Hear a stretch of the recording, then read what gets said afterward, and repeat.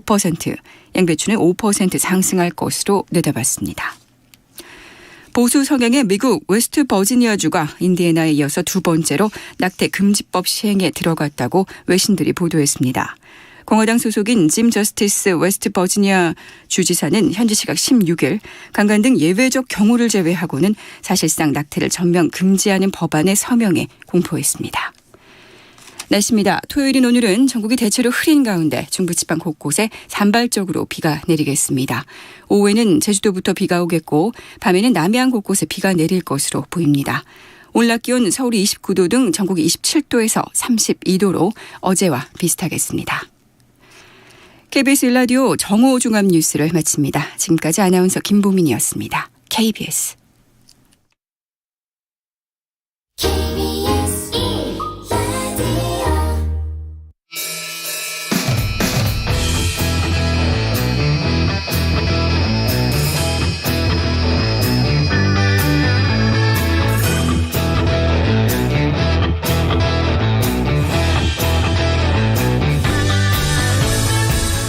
주말 시사의 중심, 정관용의 시사본부.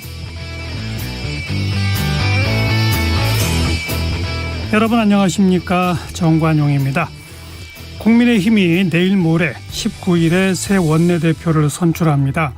주호영 의원을 합의 추대하자 이런 얘기가 있었습니다만 이용호 의원이 출마 선언을 하면서 경선으로 바뀌었고요.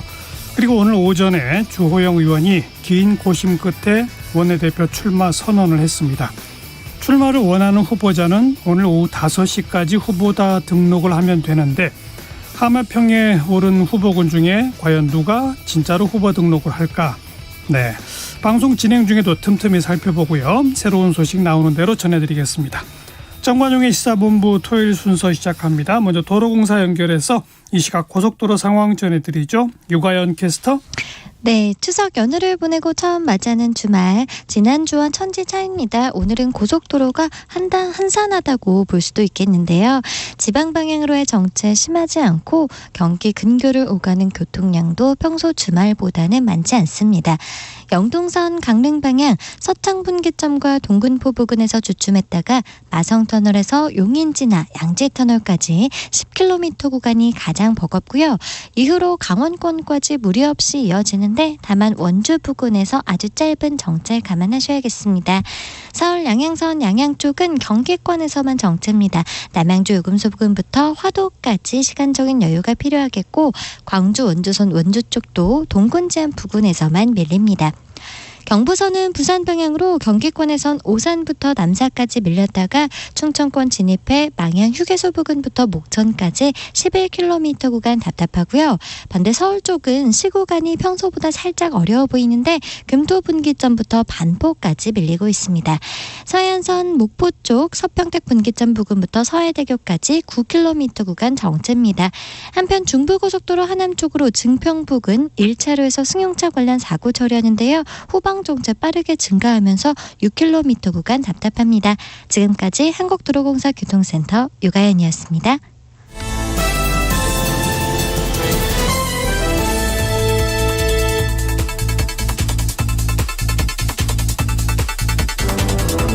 주간 뉴스 브리핑.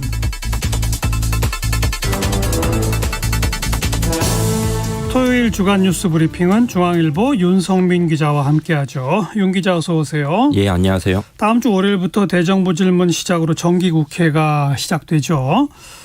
지금 근데 이재명 대표 기소, 김건희 여사 특검법 등등 여야가 워낙 팽팽히 대립하고 있어서 격돌이 예상되죠, 이번 정기국회. 예, 맞습니다. 이번 정기국회는 격돌이 예상되는데요. 특히 이번 정기국회는 여소야대 전국에서 열리는 정기국회라서 어떤 식으로 진행이 될지 그게 관심이 주목되고 있습니다. 예. 그런데 이번 정기국회의 모습을 가늠해 볼 수 있는 그 일이 이번 주에 있었는데요. 뭐였냐면 지난 목요일 농해수위 소위원회에서 양곡관리법이라는 게 처리가 됐습니다.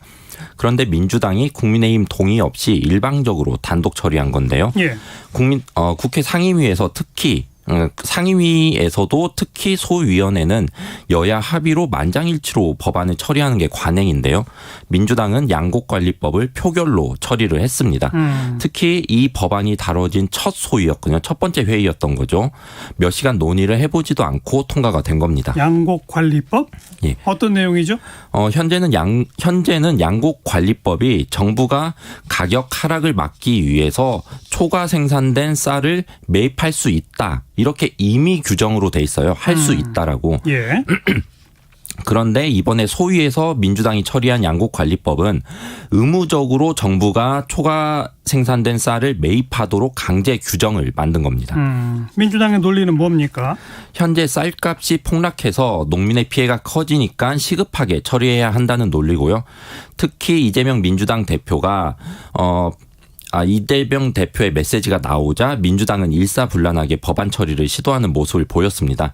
이 대표는 양곡관리법 처리 전날 정부가 쌀 매입 예산을 집행하지 않고 농민 죽어가는 걸 방치하고 있는데 의도가 있어 보인다 이렇게 말을 했어요.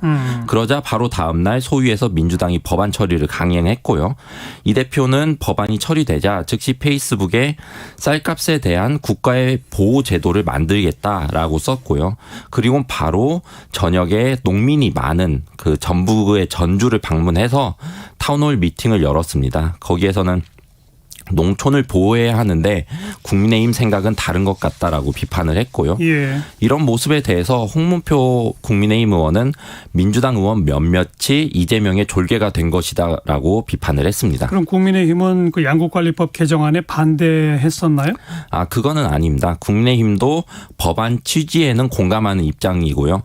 다만 기재부와 농림부가 쌀값 폭락 대책을 곧 발표한다고 했으니까 우선 그것을 보고 그게 충분하다면 그 대책을 시행하는 게 더 빠르니까 그 대책을 시행하면서 대응하고 법 개정은 굳이 할 필요가 없다 이렇게 봤고, 다만 만약에 기재부와 농림부의 쌀값 폭락 대책이 부족하다라고 하면 법 개정을 하자 이런 입장이었어요. 예. 그리고 법 개정을 하더라도 정부가 쌀을 매입하는 그 강제 규정을 만드는 거라서 향후 예산이 계속 들어가는 거기 때문에 신중히 검토해보자는 입장이었고요.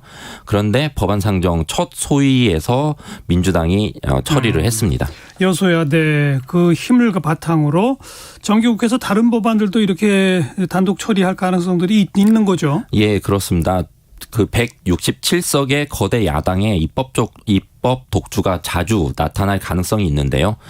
특히 이재명 대표 체제라 더욱 그렇습니다. 이 대표 스스로 뭐라고 했냐면 양곡관리법 처리 다음 날 국민이 원하는 필요한 일은 주어진 권한을 최대한 행사해서 신속하게 성과물을 만들어내겠다라고 말을 했습니다. 그러면서 양곡관리법 처리에 대해서는 국민의 뜻에 따라서 주어진 권한을 최대치로 행사하는 대표적인 사례라고 했거든요. 그러니까 사실상 필요하다고 판단이 되면 법안을 국민의힘 동의 없이도 신속하게 강행 처리할 필요가 있다라고 말을 한 겁니다. 예. 그리고 양곡관리법 외에도 야당이 입법을 강행할 조짐들이 여러 법안들에서 나타나고 있습니다. 여러 법안이라면 어떤 법안이지 예컨대? 대표적으로 감사원법과 노란 봉투법인데요. 둘 다 민주당은 당론으로 추진하겠다는 입장입니다. 감사원법 개정안은 감사원이 특별감사를 할 때 국회의 사전 승인을 우선 받으라. 이 법안입니다. 예. 민주당은 감사원 정치 개입 금지법이라고 주장을 했지만 국민의힘은 감사원 감사에 정치가 개입하겠다는 뜻이라면서 감사완박 법안이라고 표현을 했습니다. 그러니까 감사권을 완전히 박탈하는 법안이다 이런 뜻이죠. 그리고 노란봉투법도 그런데 노란봉투법은 원래 법안 이름은 노동조합법이죠. 예. 그 개정안은 민주당이 정의당과 함께 추진하고 있는데요. 노조의 파업으로 기업이 손해를 보더라도 폭력이나 파괴가 있지 않은 이상 손해배상 청구를 할 수 없도록 하는 내용입니다. 재계는 불법 파업 조장법이라면서 반대해온 법안인데 민주당은 노란봉투법을 민생 입법 과제 6번째로 정하고 추진한다는 입장입니다. 예. 이건 물론 찬반이 대립되는 그런 법안들인데 국민의힘은 일단 다 반대 아닙니까? 예. 어떻게 대응하겠다는 거죠, 국민의힘은? 국회에서는 사실상 민주당이 167석으로 과반이기 때문에 법안을 밀어붙이면 국민의힘은 막을 방법이 사실상 없습니다. 다만 권성동 국민의힘 원내대표는 민주당이 일방적으로 법안을 처리할 경우에 대통령께 거부권을 행사하라고 건의하겠다라고 말을 했습니다. 그런데 거부권을 사용하면 입법부 무시라는 이 비판이 일 수 있어서 윤 대통령 입장에서도 정치적 부담이 큰 방식이긴 합니다. 네. 자, 국민의힘 내부 소식으로 가서 다음 주 월요일 원내대표 선거가 열리는데 주호영 의원이 오늘 오전에 출마 선언했어요. 예.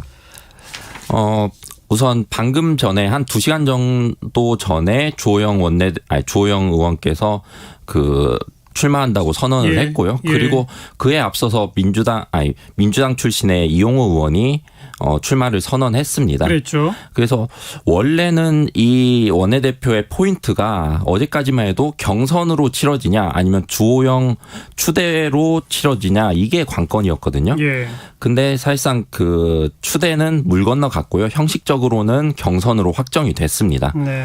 다만 좀 포인트를 보면 주호영 의원 같은 경우에는 내년 4월까지 그러니까 권성동 원내대표의 자녀 임기 동안만 원내대표를 한다고 했고요. 이용호 의원 같은 경우는 내년 9월까지 당선되고 나서 1년 동안 최선을 다하겠다. 다만 중간에 중간 평가를 받겠다 이렇게 밝혔습니다. 예. 지금 의원들 사이의 분위기는 어떻습니까? 이게 사실상 처음 추대론에 관해 가지고 의견들이 엇갈렸는데요. 대표적으로 권성동 원내대표는 추대를 하자. 주호영 의원을 추대하자 이런 입장인데요. 권성동 원내대표는 최근에 이용호 의원한테 전화를 걸어서 지금 비상 상황이니까 주호영 추대를 하는 것은 어떠냐 이렇게 권유를 했다라고 하고요. 네. 반면 원내대표 출마군으로 분류되는 일부 의원들은 당내에서 추대론 반대 의견도 많다라고 반발을 하고 있습니다. 특히 추대론을 주장하는 측은 윤 대통령의 의중이 추대론이다라는 논리를 펴고 있는데 이에 대해서 실제 윤심이 그러냐라는 의문부터 왜 대통령이 당 원내대표 선거까지 개입하냐 이런 반발도 있는 상황입니다. 오늘 오후 5시까지가 후보 등록이죠. 예. 몇 사람 더 할까요? 안 할까요? 지금 아직까지도 고심하고 있는 것으로 전 알고 있거든요. 근데 지금 몇 시간 남았으니까 후보 등록이 추가적으로 이루어질 가능성이 전혀 없다라고 말할 수는 없을 것 같습니다. 예, 좀 더 지켜보고. 자, 이준석 전 대표 국민의힘이 저번에 법원에 주호영 비대위원장 직무집행 정지 결정에 대해서 이의 신청했었잖아요. 예. 결과가 나왔죠? 예, 어제 법원은 1차 가처분 신청에 대한 국민의힘의 이의 신청을 배척을 했습니다. 즉 받아들이지 않았다는 뜻이고요. 이건 대부분 예상했던 결과고요. 그러면서 주호영 직무집행 정지 효력은 그대로 유지가 됩니다. 예. 이 전 대표는 그러나 추가적으로 가처분 신청을 했었죠. 주호영 비대위가 해산된 뒤에 국민의힘이 진행한 당원 개정 그리고 새 비대위 출범에 대한 효력정지 가처분 신청을 했었는데 이건 오는 28일에 일괄적으로 심리가 진행이 됩니다. 예. 그러면 빠르면 이달 말 아니면 다음 달 초에 결과가 나올 것으로 보이고요. 그런데 이렇게 진행되는 상황에서 갑작스럽게 법원의 결정과는 별개로 또 다른 변수가 나온 상황입니다. 또 다른 변수? 뭐죠? 애초에 이 전 대표의 당원권 6개월 정지를 결정했던 국민의힘 윤리위가 내일 오후 3시에 국회에서 전체 회의를 열기로 했습니다. 내일 일요일인데도? 예. 원래는 28일에 열기로 돼 있었거든요. 예. 이를 그러니까 열흘 동안 이게 열흘 앞당긴 건데요. 이번 주 초반부터 윤리위 개최가 앞당겨질 수 있다는 얘기가 나왔어요. 왜 그러냐면 28일에 법원의 가처분 심리가 있기 때문인데 그보다 앞서서 윤리위를 열어서 이 전 대표 추가 징계를 결정할 수 있다라는 얘기가 있었거든요. 그런데 실제로 그렇게 된 겁니다. 예. 특히 윤 대통령 해외 순방 출국일에 윤리위가 열리는 건데 이 전 대표는 스스로 뭐라고 했었냐면 당 윤리위원회가 윤 대통령의 해외 순방 기간 중에 자신을 제명할 수 있다는 가능성을 제기하기도 했습니다. 아직 안건은 지금 공개가 안 됐거든요. 윤리위에 어떤 안건이 상정이 되는지. 예. 내일 윤리위가 어쨌든 그러나 그 이 전 대표의 개고기, 양두구육, 신군부 발언과 관련해서 징계를 내릴 가능성은 큰 상황입니다. 대통령실 소식으로 가서 대통령실이 어저께 영빈관 신축하겠다라는 계획 발표했던 걸 철회했죠? 예. 갑자기 바뀐 이유는 뭡니까? 대통령실이 어제 낮에 영빈관 신축 관련 여론 동향을 파악을 했습니다. 의외로 심상치 않다라고 파악이 됐고 결국 철회를 결정한 겁니다.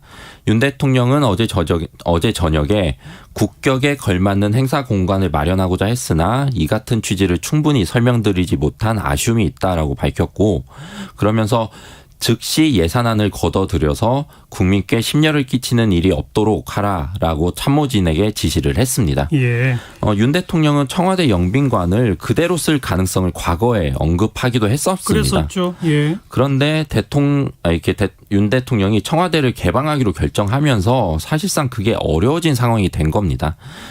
그 이후로는 어떻게 하겠다 말이 없는 상황이었는데, 그런데 SBS 보도로 외빈 접견을 위한 부속 시설을 만들기 위해서 신축 예산으로 878억이 잡혀 있다라는 사실이 알려지게 된 겁니다. 예. 그동안 윤석열 정부가 대통령 집무실 이전에 필요하다고 밝힌 예산이 496억 원이었는데 새로운 영빈관을 만드는데 그보다 그 2배 가까이 예산이 드는 상황이잖아요. 예. 그래서 이 예산이 너무 많다라는 논란이 있었습니다. 그러면서 너무 많은 돈을 들인다라는 논란, 여기에다가 과거 발언과 다르게 기존 청와대 영빈관을 사용하지 않는다, 이런 비판이 겹치면서 결국 여론이 안 좋아졌고, 그러면서 신축 계획을 철회한 겁니다. 과거 또 김건희 여사가 영빈관 옮길 거야 뭐 이런 발언한 사실도 또 논란이 됐죠. 예. 자, 한일 정상회담 오래간만에 열릴 계획이라고요? 예, 2년 10개월 만에 열립니다. 윤 대통령이 내일 영국 엘리자베스 2세 여왕 장례식에 참석하는 이유로 해외 순방에 떠나는데, 다음 주에는 미국 뉴욕에서 열리는 유엔 총회에도 참석을 합니다. 그곳에서 기시다 후미오 일본 총리와 정상회담을 할 계획이고요. 한일 관계 개선의 계기가 될 것인지 관심이 모이고 있습니다. 구체적으로 강제징용 피해자 문제, 또 일본의 한국 수출 규제 해제 문제 등 다양한 그 현안이 논의될 것으로 보이고요. 또 이와는 별개로 윤 대통령은 이번 방미 때 조 바이든 미국 대통령과도 양자 정상회담을 엽니다. 알겠습니다. 뉴스 브리핑이었습니다. 중앙일보 윤성민 기자 수고하셨어요. 예, 감사합니다. 12시 27분 향해 가네요. 정관용의 시사본부 듣고 계십니다. 기상청과 교통정보센터 연결해서 날씨와 도로 상황 전해드립니다. 먼저 기상청의 강혜종 씨. 네, 날씨 정보입니다. 이 태풍의 진행 속도가 시속 14km 정도로 매우 강단계에서 점차 발달하고 있는데요. 18일 전후로 북동진하면서 전향에 약화될 걸로 보입니다. 이 태풍의 중심과 가장 가까운 시간대인 내일 오후부터 제주, 또 모레 새벽부터는 영남 해안과 제주 산지, 영동 지역에 시간당 30에서 60mm의 강한 비가 내리겠고요. 내일과 모레 50에서 100mm, 영남권 해안으로는 많게는 150mm 이상의 비가 예상됩니다. 지금 열거해드린 지역 모두 비바람 피해 없도록 주의하셔야겠습니다. 매우 강한 바람까지 불면서 내일 오후부터 남해안과 제주에는 태풍특보까지 발효될 가능성이 높습니다. 또 오늘 오후 남해 먼바다와 제주 먼바다를 시작으로 그 밖의 해상의 물결도 점차 높아져 내일은 2에서 7m, 특히 내일 제주 먼바다와 남해 동부 먼바다의 경우는 최대 10m까지 높아지겠습니다. 또 모레는 동해 먼바다의 파도가 최대 10m 안팎까지 일겠습니다. 오늘은 서울을 제외한 중부지방 곳곳으로 5에서 20mm의 소나기가 내리겠고요. 오후부터 저녁 사이 남해안 제주로 5에서 20mm의 비가 내리겠습니다. 오늘 낮 기온은 서울 29도, 강릉, 대전, 대구 31도로 예상됩니다. 지금 서울의 기온은 27.9도입니다. 날씨 정보였고요. 다음은 이 시각 교통 상황 알아보겠습니다. KBS 교통정보센터의 정현정 씨입니다. 네, 주말을 맞아서 나들이 가시는 분들 많으실 텐데요. 현재 도로 위에는 사고 소식도 많고요. 정체 구간도 많습니다. 먼저 경부고속도로인데요. 서울 방향으로 현재 사고가 2건 있습니다. 통도사 부근 1차로에서는 승용차 관련 사고를 처리하고 있고요. 수원 부근 2차로에서도 역시 사고가 나서 처리하고 있습니다. 미리 해당 부근 차량 차선을 변경하셔야겠습니다. 경인고속도로 서울 쪽으로는 신월 부근에서 막히고요. 서해안고속도로 서울 방향으로 매송휴게소에서부터 정체입니다. 일직분기점에서 금천까지 천천히 가고요. 반대 목포 쪽으로는 안산분기점에서 순산터널까지 3km 구간 제속도 못 냅니다. 8탄 분기점에서 화성휴게소까지 정체 이어져 있고요. 서평택 분기점에서 서해대교까지 밀리고 있습니다.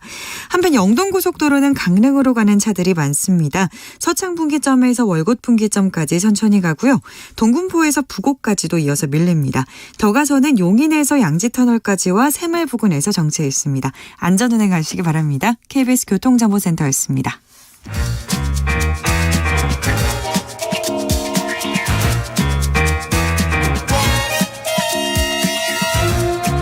KBS 1라디오의 시계는 쉬지 않고 돌아갑니다. 주말 정오, 정관용의 시사본부. 국민의힘 비상대책위원회 이제 본격 출항을 시작했죠. 하지만 이준석 전 대표가 제출한 가처분 신청 어떻게 될지 앞날을 가늠하기 쉽지 않은 그런 상황입니다. 자, 이 시간 국민의힘의 신임 비대위원으로 위촉된 김병민 비대위원 전화로 연결해서 이야기 좀 듣겠습니다. 안녕하세요. 예, 안녕하세요. 네. 오랜만입니다. 비대위원이 이번에 두 번째죠? 예, 맞습니다. 지난날에 김종인 비상대책위원장 시절 비대위를 했고요. 그렇죠. 예, 이번에 다시 비대위원으로 선임이 됐습니다. 이제 비대위원이 직업이 되는 거 아니에요, 혹시? 그 당이 어려울 때 어떻게든 당을 좀 수습할 수 있는 역할이 주어졌다는 데 감사함을 느끼고 있습니다. 네. 누가 연락했어요? 비대위원 맡아달라고? 추석 명절 전쯤 정진석 비상대책위원장이 전화가 왔습니다. 예. 당이 워낙 어려울 때니까 좀 지난날 비상대책위원을 했더라도 이번에 다시 한번 당을 정상화시키는데 함께 힘을 모아달라고 얘기했습니다. 그래서 그 1초의 고민도 없이 오케이 했습니까? 아니면 비대위원 한번 했는데 또 하나 뭐 이런 고민도 하셨습니까? 왜 고민이 없었겠습니까? 네, 아마도 들어오신 많은 분들이 비슷한 고민이 있었을 거고요. 네, 그럼에도 불구하고 지난날 처음 이제 주호영 비대위가 출범했을 때와는 달리 예. 이제는 정말 비상 상황이 돼버려서 사실 솔직한 고백으로는 지난 주호영 비상대책위원회가 출범할 당시에는 이 비상대책위원회에 대한 고민들이 좀 있었지만 이번에는 정말 그 뒤로 물러서서 뒷짐지고 있을 상황이 아니어서 예, 비상대책위원회에 아마 많은 사람들이 의지를 갖고 참여한 것으로 알고 있습니다. 예. 김병민 위원한테는 어떤 역할을 맡아달라고 부탁하던가요? 특별한 역할에 대한 주문들은 없었고요. 예. 다만 지난 한 1년 정도 김종인 위원장과 함께 있던 비대위의 경험이 있기 때문에 당을 조속히 안정화시킬 수 있게 하기 위해서 전방위적 역할을 기대하고 있는 게 아닌가 싶습니다. 지금 이번 주 내내 비대위 회의가 매일 열리지 않았습니까? 수요일에 저희가 현충원 참배를 시작으로 비대위 활동을 시작했고요. 예. 네, 그리고 이제 공식적으로 국회에 모여서 회의는 수요일에 하고 나머지는 공식적인 모임은 없더라도 계속 연락을 주고받으면서 당 상황에 대해 기민한 대응 방법들을 찾고 있습니다. 그 후에 이제 후속 몇몇 인사 발표, 여의도 연구원장 등등의 인사 맞습니다. 발표가 있었고, 그리고 또 어떤 논의들이 있었습니까? 비대위 회의에서? 일단은 정기국회를 관통하고 있는 상황이기 때문에 예. 이 정기국회에 대한 기민한 대응이 필요하다 이런 얘기들이 주를 이뤘고요. 예.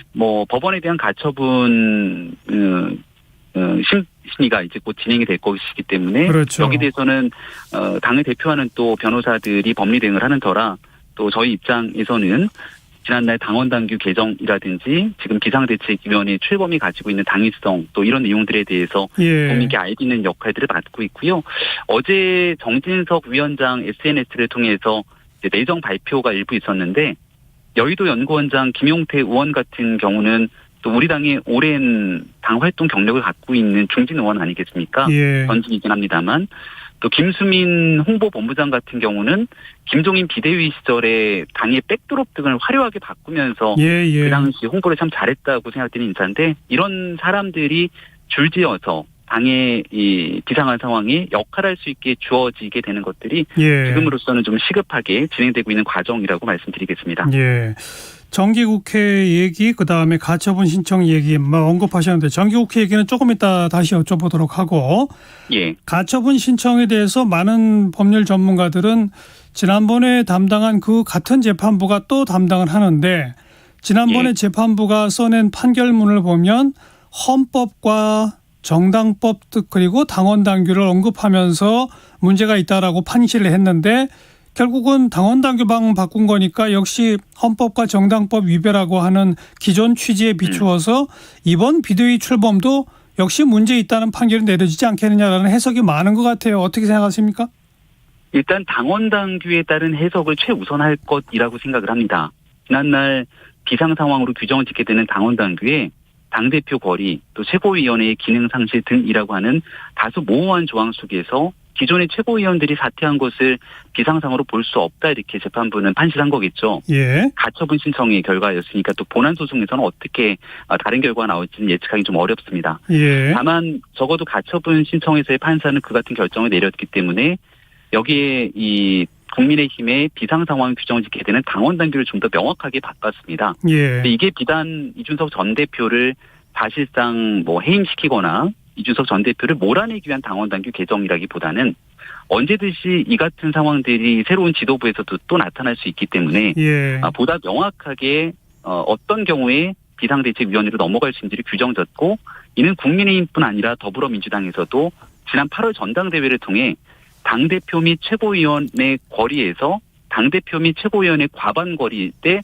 비상대책위원회로 넘어간다 이렇게 당원 당규를 바꿨습니다. 예. 그래서 이제 지금 핵심적인 내용은 이 당원 당규 개정 자체의 효력을 정지할 거냐. 그러니까요. 이거 이제 이준석 전 대표가 가처분 신청을 낸 것인데요. 예. 여기에 대해서 국민의힘의 자체적인 판단으로 미래를 바라보는 이 비상상황 규정에 대해서 이거를 불법으로 규정짓고 아마 가처분을 인용하기에는 상당한 어려움이 따르지 않을까 생각합니다. 그런데 뭐 결과적으로는 이준석 대표가 그 전당원 투표와 여론조사 같은 걸 통해서 대표가 됐는데 그보다 훨씬 작은 뭐 전국위원회 이런 미름을 통해 가지고 결과적으로 전당원 투표로 뽑힌 그 대표직을 네. 사실상 박탈하게 되는 이것이 헌법과 정당법의 민주주의 절차에 위배된다가 핵심 아니었나요?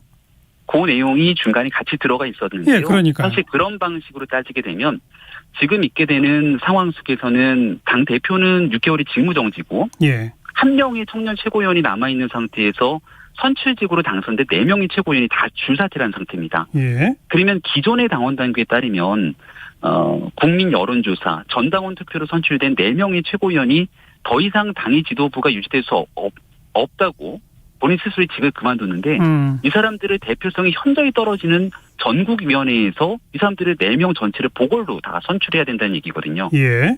그러니까 말씀하셨던 당대표에 대한 대표성뿐 아니라 최고위원회의 대표성도 동등하게 유지되는 상황이기 때문에 저는 판사의 판결문의 취지에 대해서 그렇게 받아들일 여지도 있겠습니다만 최고위원들의 사퇴 이후 뽑혀지는 보궐선거를 규정하게 된다면 논리적인 모순이 뒤따를 수 있다.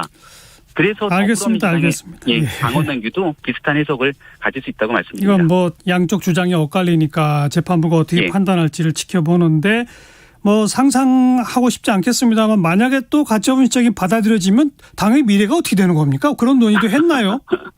예, 뭐 워낙 어려운 질문이고요. 또 재판부의 판단은 뭐 100% 한쪽 방향으로 확신할 수는 없기 때문에 다양한 가능성들에 대해서 고민하는 건 당해야 될 일이라고도 생각합니다. 예. 다만 저희가 지금 비상 상황에서 정진석 위원장을 중심으로 한 비대위를 출범시켰고 하루하루 당을 안정적으로 끌고 가는 과정에서 예. 일어나지 않는 일의 과정에서 말씀드리기는 좀 어렵다는 얘기를 다시 한번 드립니다. 알겠습니다. 자, 그리고 이제 정기국회 이 얘기를 비대위원회 회의에서 논의했다고 하셨는데 지금 네, 169석 민주당이 거대 야당 아니겠습니까? 맞습니다. 그리고 윤석열 정부는 출범하면서 이제 정부의 어떤 노선에 따라서 여러 가지 법안 개정안을 하겠다라고 추진 밝힌 바가 있고 예. 하지만 야당이 협조 없이는 하나도 통과시킬 수가 없는 상황 아니겠습니까? 예. 정기국회를 어떻게 해야 원만히 잘 이끌어갈 수 있다고 보세요? 일단은 첫 단추를 좀 잘 꿰야 되지 않겠습니까? 그 시작 출발점이 일단 저희 신임 원내대표의 조속한 선출이라고 보고 있기 때문에 예. 그 문제를 논의하면서 월요일에 새로운 원내 사령탑이 아마 선출이 될 예정이고요. 예. 그 다음은 이제 말씀 주신 것처럼 이번 정기국회 국정감사가 진행됐을 때 예. 국정감사에서 아마 민주당 입장에서는 협치의 과정보단 지금 현재 제기되고 있는 정치 공세처럼 거친 정치 공세에 나올 가능성이 높다고 생각을 합니다. 또 여기에 적정한 수준에서 대응할 수 있는 또 국민의힘의 논리라든지 이런 부분들을 정립하는 게 중요하다 생각하고요. 예. 무엇보다 대통령께서 이제 얼마 전부터 약자와의 동행과 정말 어려운 분들을 위한 정치를 강조하고 있는 상황이기 때문에 이번 내년도의 첫 번째 윤석열 정부가 선보이는 예산안에서 국민들의 어려운 삶과 민생을 해결하기 위한 예산안을 어떻게 확보해낼지 예. 국민들께 설득하고 여기에 대한 당위성을 알리는 데 주력하면서 아무리 거대 의석을 갖고 있는 야당이라도 의석의 힘으로 이런 예산안 표결 등을 마음껏 밀어붙이지 못하도록 하게 되는 설득의 과정이 제일 중요하다고 생각합니다. 그러니까 국민을 설득하는 거 중요합니다만 또 야당도 설득을 해야 하는데 맞습니다. 근데 지금 야당 대표를 기소하고 또 기소 의견으로 검찰로 보내고 또 추가적으로 전방위적인 압수수색이 진행되고 이러면서 야당을 설득할 수 있을까요? 아마 이재명 대표가 가지고 있는 무수히 많은 의혹들 또 형사적으로 제기되고 있는 혐의들에 대해서는 국민의힘이라고 하는 정당이 집권하고 난 뒤에 야당 대표를 탄압하게 만들어낸 일이 아니면 아마 잘 아실 거라고 봅니다. 특히 민주당의 지난 대통령 선거 경선 과정에서 당내에서 불거져 나왔던 의혹들도 상당하죠. 이제 이재명 대표에 대한 이런 수사라든지 현재 제기되고 있는 의혹들에 대한 일련의 사법 처리 과정들을 더불어민주당 전체랑 결부시키지는 않았으면 좋겠다는 생각이거든요. 그리고 거기에 대해서 과도하게 현재 제기되고 있는 것들이 아니라 뭔가 먼지떨이식으로 지난 정부에 있었던 캐비넷을 탈탈 털듯이 진행되는 수사 과정들은 일어나지 않을 거라고 저는 생각합니다. 그러니까 기존에 제기됐던 일들에 대한 수사는 사정기관을 통해서 그대로 진행이 되겠지만 예. 다른 민주당과 함께 정말 어려운 국민들을 위한 민생과 협치의 과정들은 그대로 또 진행하는 일들을 보여주는 일이 지금 현재 집권당에게 주어진 과제라고 생각합니다. 그런데 국민의힘 비대위원회로서는 그런 주장을 펼 수 있겠습니다만 민주당 의원들의 입장에서는 아니 우리 당 대표를 아예 정치 생명을 끊겠다고 덤비는데 뭘 협조해 이런 논리가 또 있을 수 있지 않겠어요?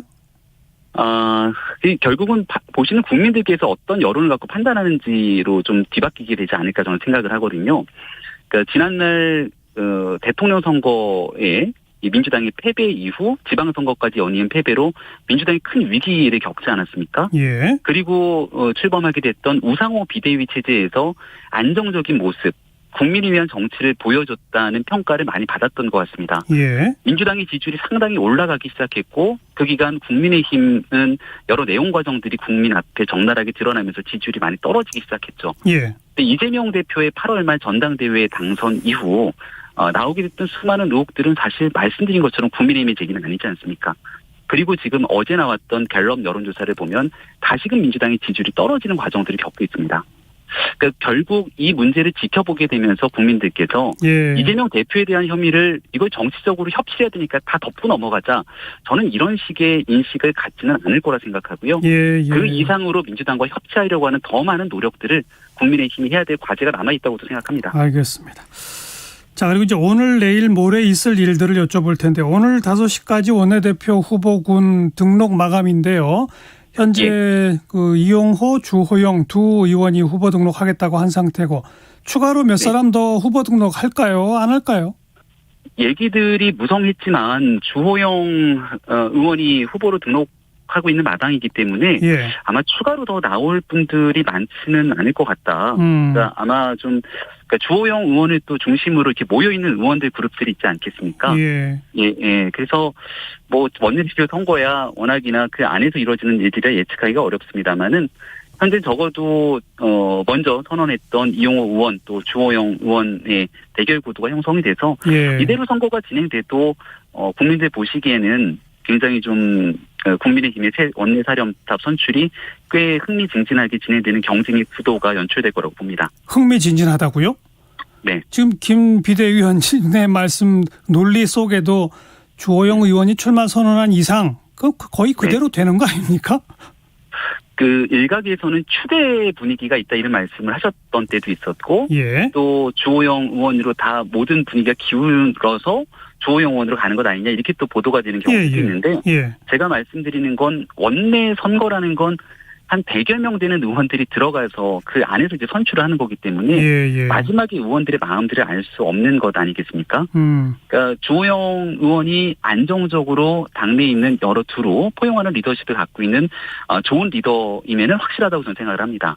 근데 또 다른 한편에서 바라보는 지적에서는 한 번 원내대표를 했는데 이번에 또 해야 되는가에 대한 다른 의견을 갖고 있는 의원들도 있고요. 이용호 의원 같은 경우는 호남을 지역구로 두고 있는 외연 확장의 가능성이 있고 당내 기반이 없는 거 아니냐는 지적들이 있지만 또 안에 들어간 선출의 과정에서는 우리 당이 가장 많은 숫자를 가진 초재선 의원들이 어떤 생각을 하느냐에 따라 결과는 달리 나타날 수 있거든요. 그래서 마지막까지 새로운 앞으로 한 1년 정도 되는 기간 동안 당의 원내 리더십을 세우는 과정이기 때문에 이런 좀 흥미진진한 경쟁들이 이루어지는 게 국민의힘에는 매우 중요하다고 생각합니다. 네. 내일 그 당 윤리위원회가 열리잖아요.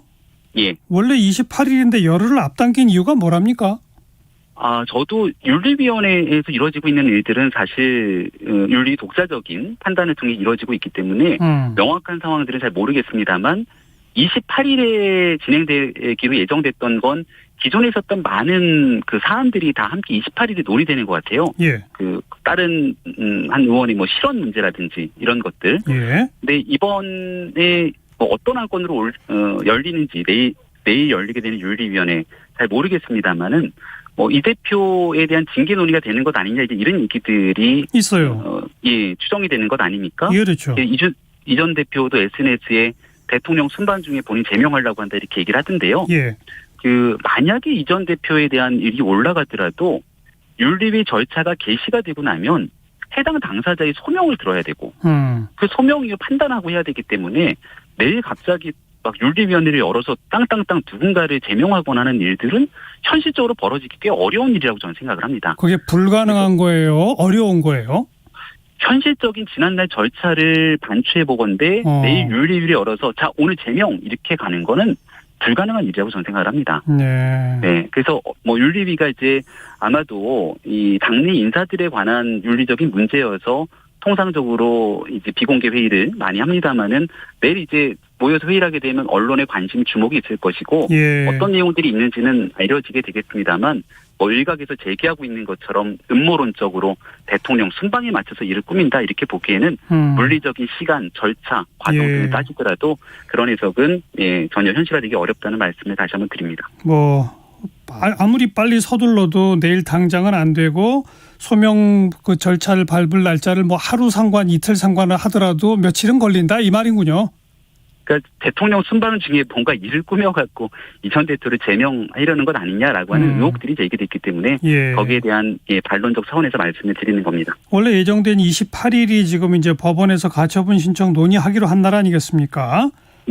그 전에 제명을 해야 아예 가처분 신청을 할 권한, 즉 당원으로서의 지위 자체도 박탈시켜버리자 뭐 이런 시나리오라는 얘기는 어떻게 생각하세요? 뭐 여러 가지 설들이 너무나 난무하고 있고요. 게다가 경찰의 소환 조사, 뭐 변호인단 합의를 한 것처럼 얘기했지만 또 그 소환 기일들이 연기되고 있는 것처럼 보도되고 있고, 저도 워낙이나 뭐 많은 일들이 이제 정확한 사실보다는 추정을 통해서 보도가 되는 것 같아서 차분히 좀 지켜보고 있고요. 당 차원에서는 이런 일들이 뉴스를 덮기보다 정말 집권당으로서 일하고 또 대통령 순방이 내일이니까 국익을 위해서 대통령이 이번 순방 좋은 성과를 내도록 일할 수 있는 정당을 만드는 데 주력하겠습니다. 대통령 얘기 나온 김에 대통령실이 영빈관 신축 예산을 내년 예산안에 반영했다가 그냥 갑작스럽게 철회를 했습니다. 이 과정은 어떻게 평가하세요? 영빈관에 대한 신축 예산이었던 것 같습니다. 그 과거에 이제 탁현민 전 비서관이 얘기했던 것처럼 우리 과거 청와대 영빈관도 마찬가지고 너무나 이제 오래된 낡은 상태이기 때문에 이걸 신축하려고 해도 쉽지 않다라는 얘기들이 있었는데요.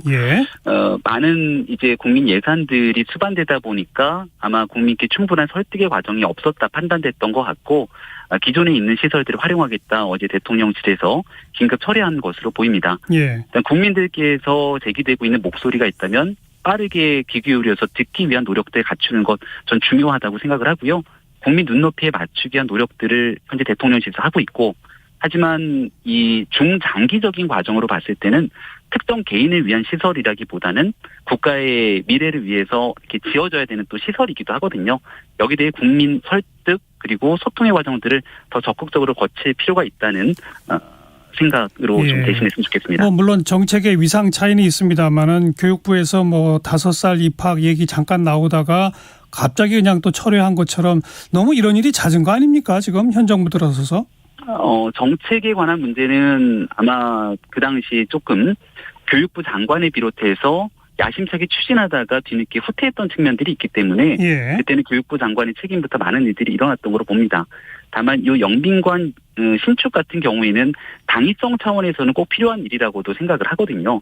다만 앞서 말씀드린 것처럼 국민의 설득의 과정이나 또 중간에 소통의 과정들이 일부 미흡했기 때문에 철회시킨 내용으로 보고 있고 예. 오히려 이 일을 당위성에서 꼭 필요한 일이기 때문에 국격의 차원 여러 정상들이 왔을 때를 고려해서 꼭 해야 된다고 밀어붙였을 때 후폭풍이 더 셌을 거라고 봅니다. 그러니까 뭔가 국민적으로 다소 정부가 불편하게 느끼더라도 예. 여기에 대해서 이 국민 눈높이를 맞추기 위한 과정이었다는 점들을 조금 더 평가해 주시면 어떨까 말씀 올립니다.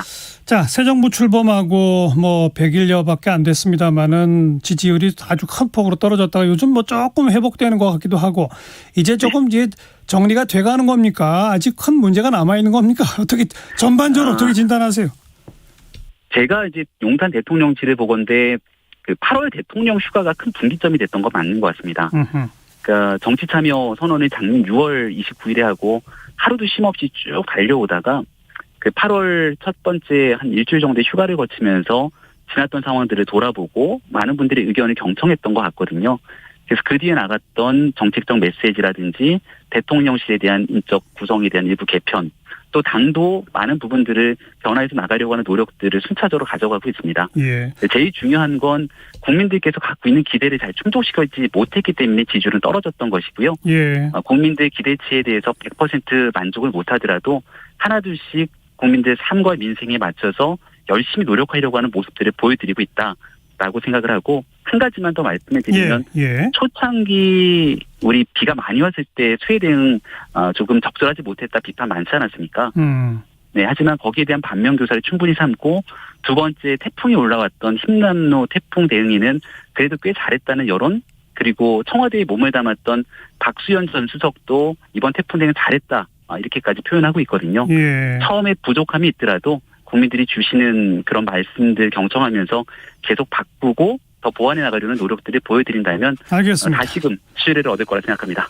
여당 국민의힘의 지도체제 정비도 아무쪼록 빨리 마무리가 되기를 기대해 보도록 하겠습니다. 네. 네, 김병민 국민의힘 신임 비대위원 전화로 함께 만났습니다. 오늘 고맙습니다. 고맙습니다. 네, 정관용의 시사본부 듣고 계십니다. 1부 여기서 마무리 짓죠. 체리필터의 오리 날다 잠깐 들으시고요. 저는 1시에 2부에 다시 옵니다.